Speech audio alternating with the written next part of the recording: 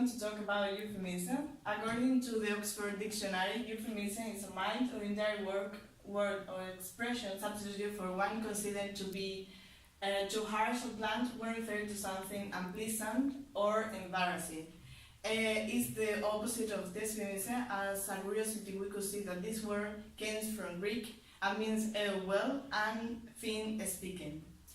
How and why are used euphemisms?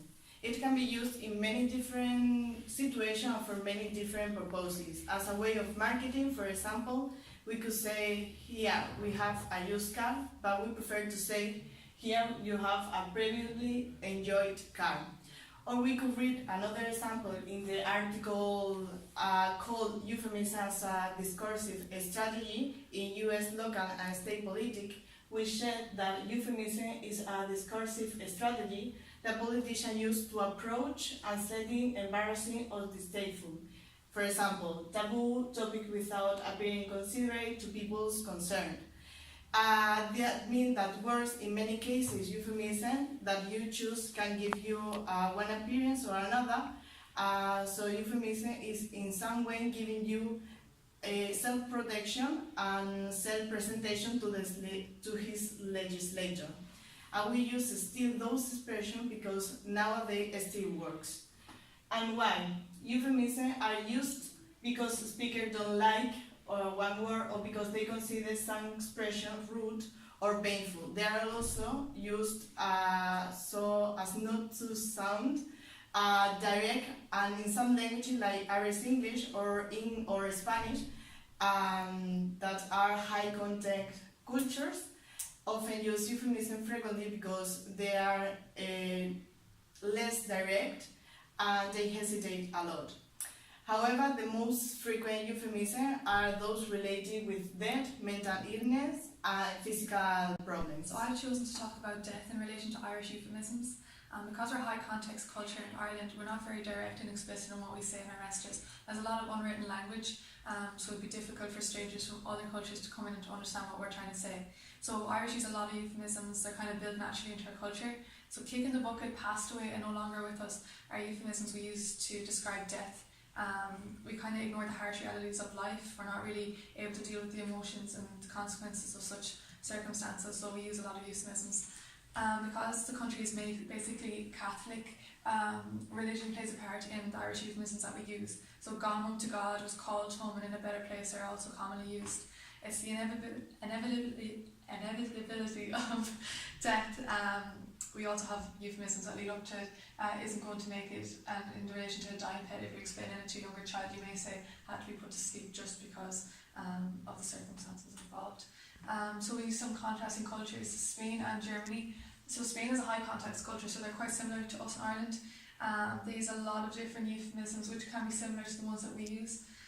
Esther Arle Pata is kick the bucket, we use the same one. Passer e mejor vida is going to a better life. Falecer is deceased, is used in more of a formal context. And then it's irse al cielo is to go to the other neighbourhood to a better life.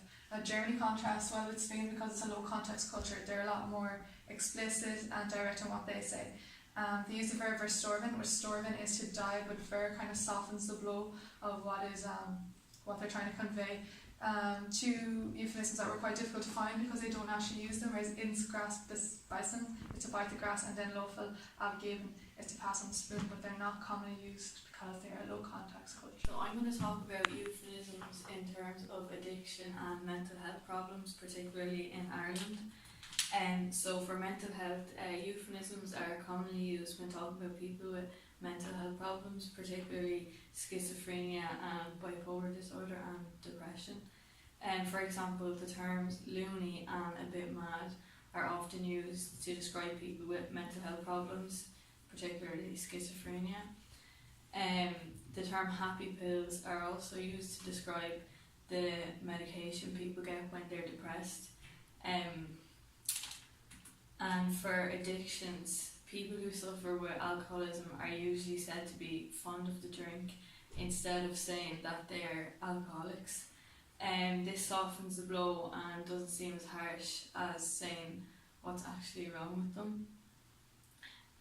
We use these euphemisms because Ireland is a very high context culture, So we're very indirect and we don't really say things how they are. In contrast to that, places like Germany have a very low context culture, so they're more direct, and euphemisms aren't used as much. Yeah. I'm going to talk about euphemisms and their physical attributes. Euphemisms are often used to refer to topics people may find embarrassing or difficult to discuss, and often are used to make light of the subject. They're used to make individuals feel more comfortable, as well as making comments less offensive, like for example, calling someone big boned or portly instead of referring to them as fat or overweight. Or suggesting someone is not the sharpest tool in the box instead of saying that they're stupid or unintelligent.